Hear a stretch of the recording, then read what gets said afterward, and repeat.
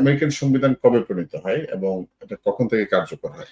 আচ্ছা, সংবিধান প্রথমে 17ই সেপ্টেম্বর 1787, যখন ওই যুদ্ধ মাত্র শেষ হলো সেই সময়, তারপরে আপনার 13টা রাজ্য নিয়ে কনফেডারেশন গঠন হলো, ওই সময়টাতে প্রথমে খসড়া তৈরি হয় এবং এই খসড়াটা অনুমোদন, ওই যে 2/3 যেটা বলছি, 1788 সালের 21শে জুন তারিখে এটা পাশ হয়।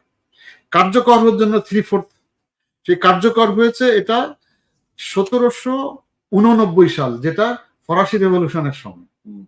ওটার 4th মার্চ এটা রেটিফাইড। ওই 13টা রাজ্যে না, তখন তো সব ইনক্লুড হয়ে গেছে। তখন কি 50টা রাজ্য ইনক্লুড হয়ে গেছে? 50টা তো হয় নাই, যে কটা ছিল কাছাকাছি হয়ে গেছে। 50টা তো আস্তে আস্তে হয়েছে। প্রথমে অর্থাৎ 1787 সালে 1787 সালের 17 সেপ্টেম্বর খসড়া তৈরি করা। আচ্ছা আচ্ছা। কংগ্রেসে পাশ হয় 1788 সালের 21শে জুন। জি। আর এটা আপনার রেটিফাই হয় 1789 সালের 4th মার্চ।